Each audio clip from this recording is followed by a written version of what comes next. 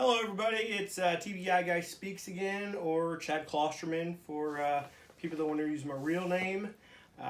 This week's we're going to start talking about jobs and the process of what you have to pay attention to going back into the work field after having something such as a traumatic brain injury like I have had.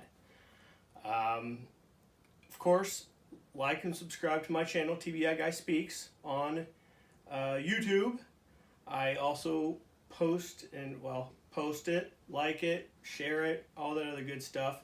I can never keep it all straight in my head, but I do my best. I would like to start off by saying, when you go through something like this, jobs, I know eventually you want to get back into the work field. At least most people do. I did.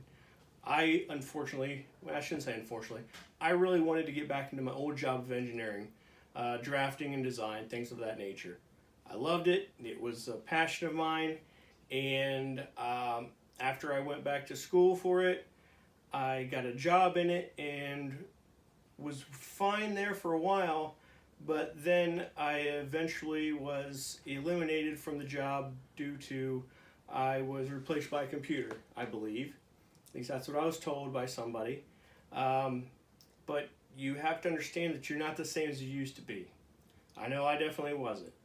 I worked and did the job my way, and it worked great for me. And after some time, 4 years, I believe, of doing it that way, no, it's about 3 years, doing it my way and being more productive, they wanted me to change to a different way, and I couldn't do it because of the head injury, of course. You can do things, but with me, for example, I have to do the same thing. Can I interject? Yes, you can interject. My producer has something she wants to say. And that's part of the workforce today, where you have to be able to change, and sometimes change at the last minute and be adaptable. And when you have a brain injury, especially with Chad's particular type of memory issues, that is a challenge. Very much so. So I would say one of the number one things you have to worry about or focus on as far as yourself, understand that chances are you're not going to have the jobs you used to have, which I thought I did. I got back into it, but it didn't work out for me for the long haul because of the head injury. So what you have to do is focus on things that are not an issue. Today, a lot of problems with the younger group of people, not all of them. I don't want to say all millennials or all of this or all that, because that's not the case. However, a big issue with workers today, for example, is drug problems. Finding a guy or a woman, doesn't matter, finding an individual that can pass a drug test for a lot of jobs such as factory jobs is about impossible. We're in a small town and there are a lot of jobs available to people that can just pass a drug test. That's an easy one. And there's 3 or 4 things that most employers are really looking for right now. Do you show up? Are you on time? Can you pass a drug test? And do you have a decent work ethic? Okay. She cut me off because I was getting there. Sorry. With me, I don't have a lot of exceptional skills because of, I have one arm, I have one eye, and I have a traumatic brain injury. So that limits me on a lot of things. However, what does make me a valuable employee is the fact that I am on time and or early every day. When there's something that's going on that my boss needs me for, he calls me. He lives a half hour away from where I work, which is Napa. I live a half a mile. So when he forgets things, he will call me up. For example, this year on a Friday night during a football game, he gave me a call about 9 o'clock wanting me to go down to the store to see if he did something.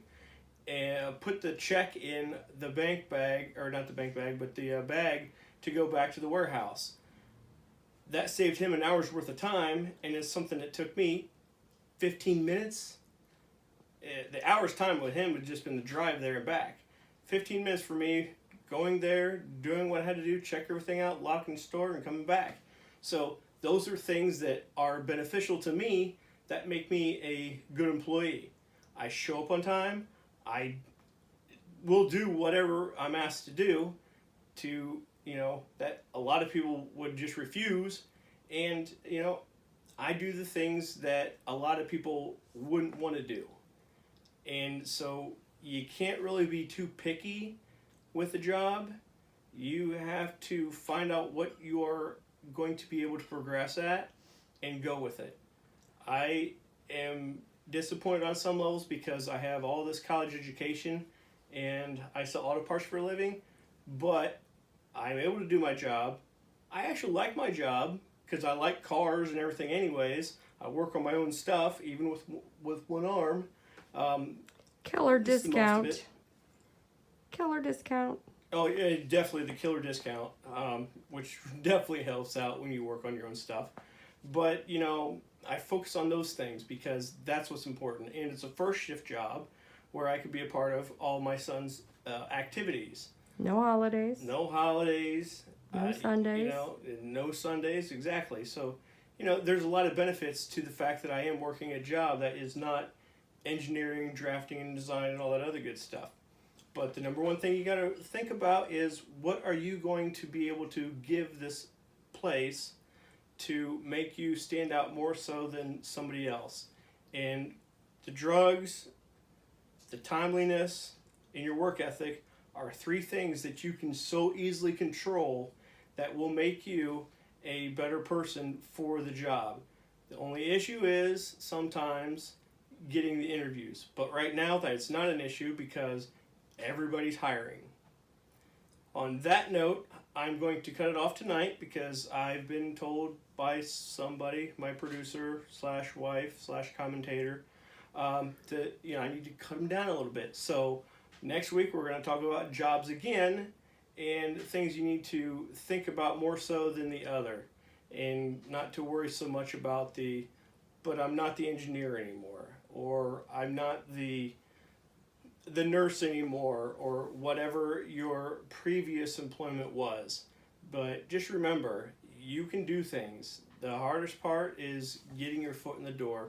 And once you get your foot in the door, you prove yourself that you can be that person that they really need, and you're golden. It's remember those three things: your timeliness, your no drug issues or substance abuse issues, and the willingness to do whatever needs to be done that makes you stand out from the others.